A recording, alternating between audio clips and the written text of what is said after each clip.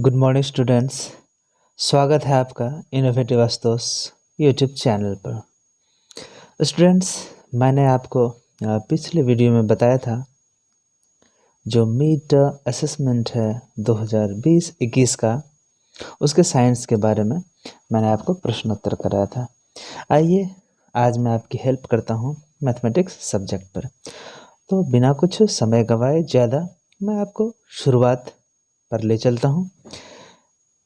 बहुविकल्पी प्रश्नों में 19 से 22 तक कुछ प्रश्न दिए हुए हैं जिनमें 4 विकल्प हैं, उनमें से एक सही होगा। चलिए आइए डिस्कस करते हैं, ठीक है।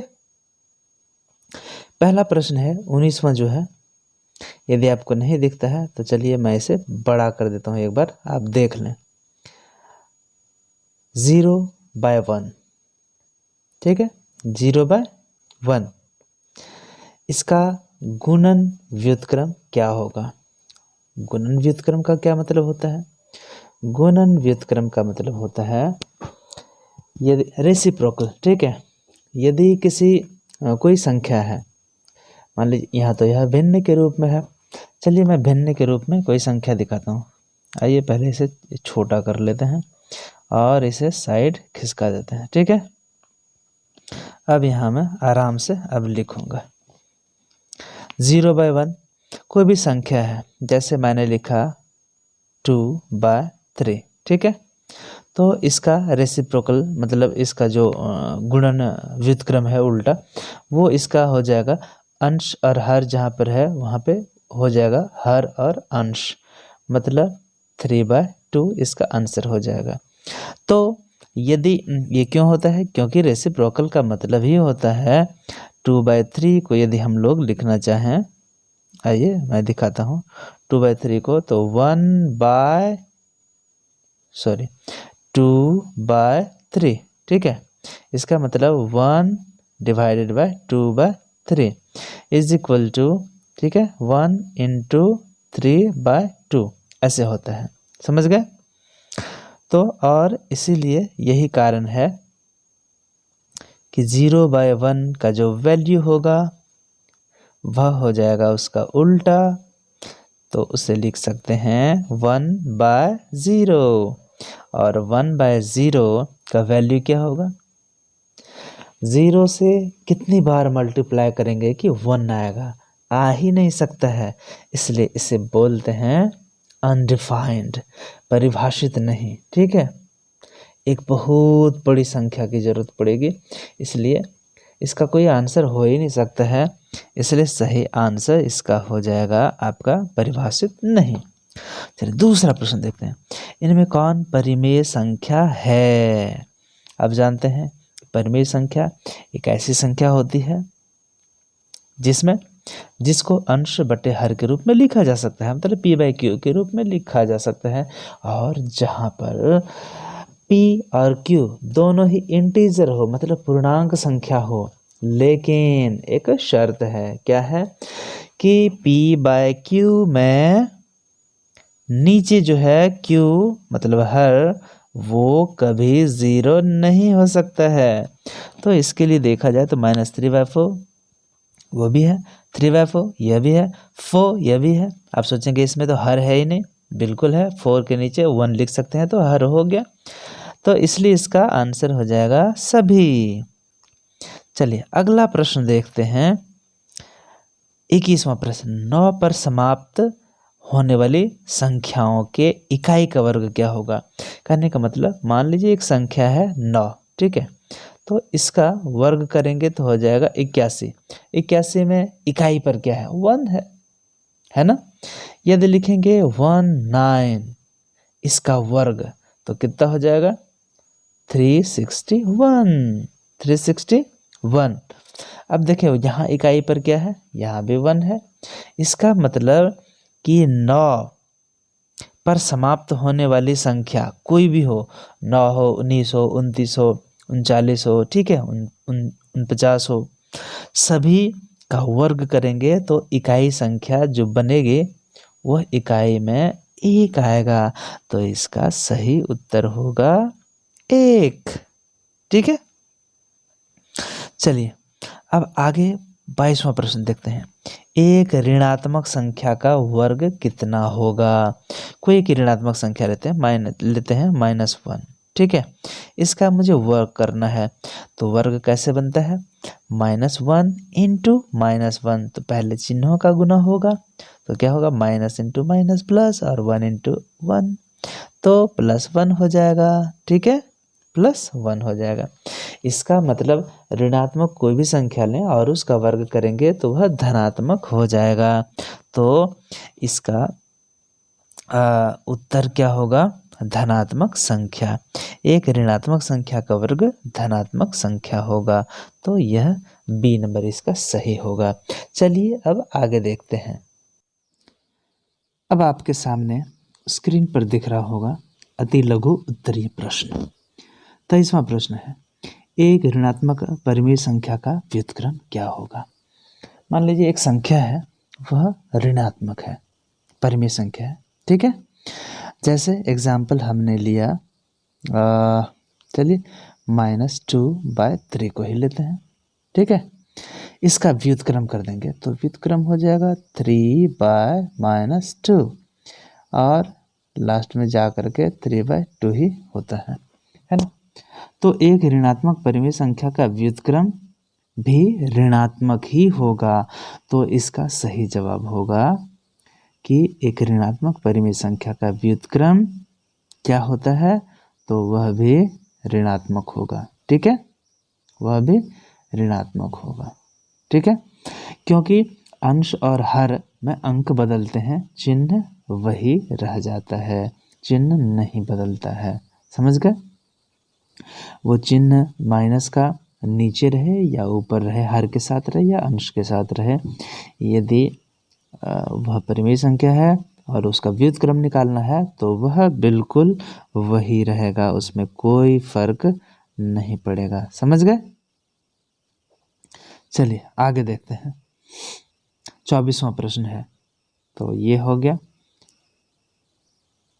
इसका उत्तर हो गया 24वां, -7/10 भिन्नात्मक संख्या है या नहीं है, यह हमें जानना है, पता करना है।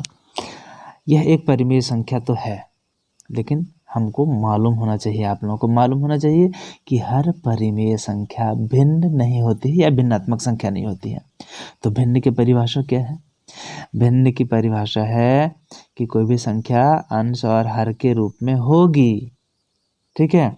वहाँ भी जो है ये q जो है वो 0 नहीं हो सकता है, लेकिन यहाँ p और q मतलब अंश और हर, न्यूमरेटर और डिनोमिनेटर, ये दोनों जो है यह हमेशा होल नंबर में होगा, मतलब वह होगी पूर्ण संख्या। क्या होगी? पूर्ण संख्या। तो यहाँ पूछा है कि -7/10 भिन्नात्मक संख्या नहीं है, क्यों? तो लिखेंगे कि भिन्नात्मक संख्या हमेशा धनात्मक होती है और उसमें अंश और जो हर है वह पूर्ण संख्या होती है, लेकिन जो हर है वह कभी शून्य नहीं हो सकती है, इसलिए -7/10 एक परिमेय संख्या है, न कि भिन्नात्मक संख्या, ठीक है। अब चलते हैं लघु उत्तरीय प्रश्न पर, ठीक है। अब आपके सामने स्क्रीन पर है 25वां प्रश्न, एक वर्गाकार बोर्ड का क्षेत्रफल 144 वर्ग इकाई है। मान लीजिए एक बोर्ड है वर्गाकार, ठीक है। आप जानते हैं कि वर्ग में क्या होता है, सारी भुजाएं बराबर होती हैं, ये यदि 2 मीटर तो ये भी 2 मीटर, ये भी 2 मीटर तो ये भी 2 मीटर, सारी 2-2 मीटर होती हैं, चारों भुजाएं बराबर होती है और वो भी 90 डिग्री पर होती है सारी, ठीक है। तो इसकी एक भुजा बताइए यदि इसका क्षेत्रफल 144 वर्ग इकाई है। कहने का मतलब जब मान लें, क्या मान लें, माना एक भुजा, ठीक है, माना एक भुजा यदि x मीटर है, कितना है? x इकाई लिखें, कितना लिख दें? x इकाई, x इकाई है, ठीक है। तो क्षेत्रफल मतलब एरिया कितना हो जाएगा? x square. ठीक है, एक भुजा जो है एक साइड की लंबाई चौड़ाई जो भी बोले आप वो x है, तो इसका क्षेत्रफल x स्क्वायर होता है, मतलब भुजा का वर्ग होता है। ठीक है, भुजा का स्क्वायर होता है। और ये कितना दिया हुआ है आपका 144। ठीक है, तो जब हम लोग x निकालना चाहेंगे तो यह 144 जो है इसमें जाकर के वर्ग हो जाएगा। अब आपको वर्ग निकालना मालूम होना चाहिए कि 144 का वर्ग कितना होगा, वह होगा 12 इकाई। ठीक है, इसका मतलब हुआ कि इसका आंसर होगा एक भुजा की लंबाई जो है वह 12 इकाई के बराबर होगा। ठीक है बच्चों, चलिए अब अगला प्रश्न हल करते हैं इसे मिटाने पर। ठीक है, अब जो अगला प्रश्न है वह 26वां प्रश्न है। यह क्या बोलता है, चलिए इसको थोड़ा सा बड़ा करके एक बार पढ़ते हैं फिर छोटा करते हैं इसको। ठीक है, ये देखिए, ये है एक 40 मीटर लंबी रस्सी है और उसके बराबर बराबर टुकड़े कर दिए गए। एक टुकड़े की लंबाई 10/3 मीटर है, तो ऐसे कितने टुकड़े प्राप्त होंगे। तो हम लोग मान लेंगे इसको, कितने टुकड़े मालूम है, मान लीजिए इसको n टुकड़े बनते हैं, इतने इस लंबाई के मान लेंगे। ठीक है, चलिए इसको मैंने छोटा कर दिया। अब हल करते हैं।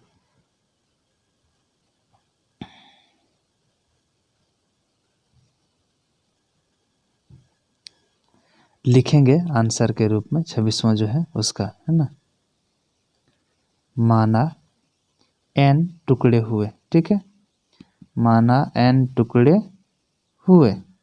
ठीक है, n टुकड़े हुए, तो एक टुकड़े की लंबाई है 10/3 मीटर। इसका मतलब 10/3 मीटर गुना n, इसको जब करेंगे तो टोटल कितना मीटर है, 40 मीटर, वो हमारा निकल जाएगा। क्लियर, तो इसी तरह इसको आप बनाएंगे, ऊपर बनाते हैं। चलिए, ठीक है,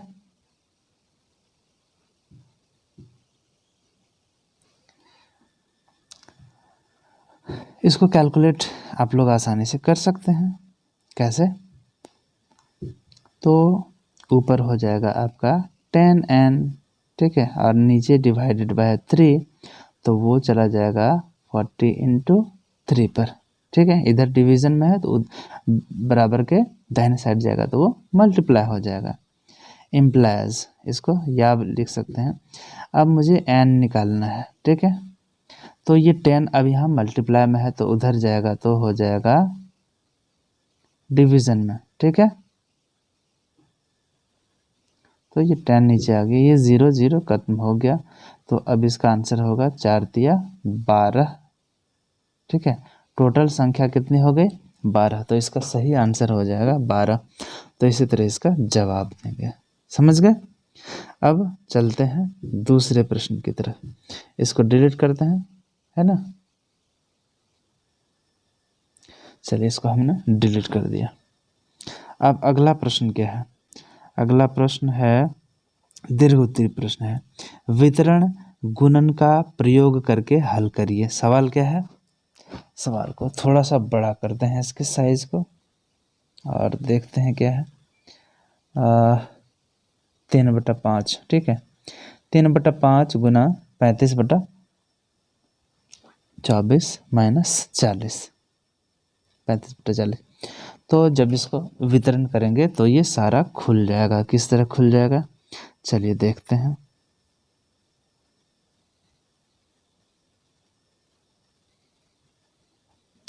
इसको थोड़ा सा दिखने वाला करते हैं, चलिए साइड कर दिया। 3/5, इसको हम लोग ऐसे लिख सकते हैं, 3/5 × 35। ठीक है, 35 डिवाइडेड बाय 24। ओके, फिर माइनस कितना हो जाएगा, 3/5 × 40, दोनों में हो गया। अब इसको एक एक करके अब हल करेंगे। समझ गए। यहाँ ब्रैकेट दे भी सकते हैं, नहीं भी दे सकते हैं, आपकी मर्जी। ठीक है, तो अब कुछ कटेगा तो आप काट दें, जैसे ये 5 से कटेगा 5 × 40, क्लियर। और यहाँ पे कटेगा 5 × 35 और ये 3 × 24, तो यहाँ पे आंसर हो गया 7/8 माइनस और ये मल्टीप्लाई हो जाएगा 8 × 24, ठीक है, ये हो गया 24।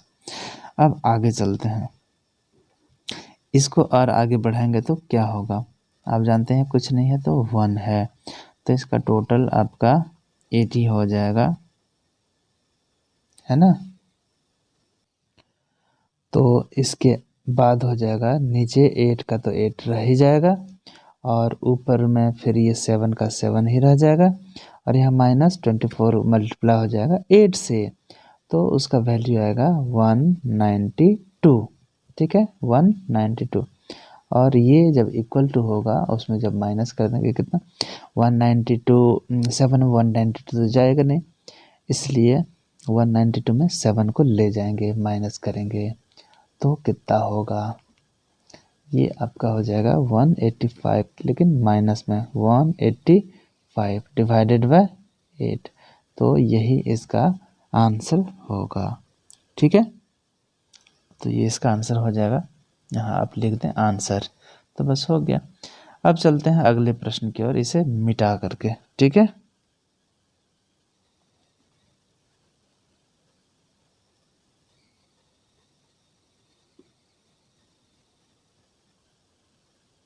चलिए इसे मिटा दिया। अब अगला प्रश्न पढ़ते हैं, क्या बोलता है अगला प्रश्न।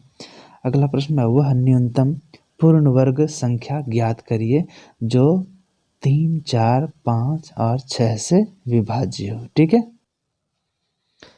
अब देखिए अगला जो और अंतिम प्रश्न है, वह न्यूनतम मतलब सबसे छोटा पूर्ण वर्ग संख्या। पूर्ण वर्ग संख्या मतलब कि जिसका वर्गमूल निकल सके, ठीक है, जिसका स्क्वायर रूट निकल सके, वो पता करिए जो 3, 4, 5 और 6 ये चारों चीज़ों से भाग भी लगता हो। तो इसको निकालने का क्या तरीका है, चलिए इसको साइड करते हैं। सबसे पहले हम लोग क्या करेंगे, 3, 4, 5, 6 इन चारों का हम लोग एलसीएम निकालेंगे, मतलब लघुत्तम समापवर्त निकालेंगे, ठीक है। तो 3, 4, 5 और 6 का चलिए निकालते हैं एलसीएम। किस चीज़ से काटते हैं, चलिए इसको 3 से डिवाइड करते हैं, तो ये कट गया, ये नहीं कटेगा तो ये रहेगा, है ना, और 5 भी नहीं कटेगा तो ये भी रहेगा, चलिए, और ये कट जाएगा, 3 2 जा हो गया। अब आगे और क्या कट सकता है, 2 से कट सकता है, तो 1 का तो 1, 2 2 जा हो गया, 5 नहीं कटेगा तो रहेगा, और ये 2 1 जा। तो अब जो गुणनखंड हुआ मतलब मल्टीपल जो हुआ, इसका फैक्टर, सॉरी मल्टीपल नहीं, इसका फैक्टर बोलेंगे कि इसका फैक्टर क्या हुआ, इसका फैक्टर हो गया 3 × 2 × 2 × 5, ठीक है। तो इसका पूर्ण वर्ग बनना चाहिए और वो भी न्यूनतम। तो आप देखें इसका वर्गमूल निकालने के लिए या पूर्ण वर्ग बनने के लिए 2 का तो जोड़ा आपके पास है, लेकिन किसका जोड़ा नहीं है, 5 का जोड़ा नहीं है और 3 का भी जोड़ा नहीं है। तो हमें इसका जोड़ा बना देना है, इसको 5 से मल्टीप्लाई कर देंगे और इसको 3 से मल्टीप्लाई कर देंगे, तब जो आंसर होगा, एक जरा इसको साइड करते हैं, ठीक है, इसको हमने कर दिया साइड, तो नहीं तो फिर ऊपर कर दिया। चलिए इसको अब करेंगे यदि हम लोग मल्टीप्लाई, तो हो जाएगा 3 3 जा 9, ठीक है, इंटू 2 2 जा 4 और 5 5 जा 25, ठीक। अब इज इक्वल टू करेंगे तो इस मल्टीप्लाई करते हैं, इसको 100 हो गया और ये 9। अब इसको मल्टीप्लाई करेंगे तो हो जाएगा 900।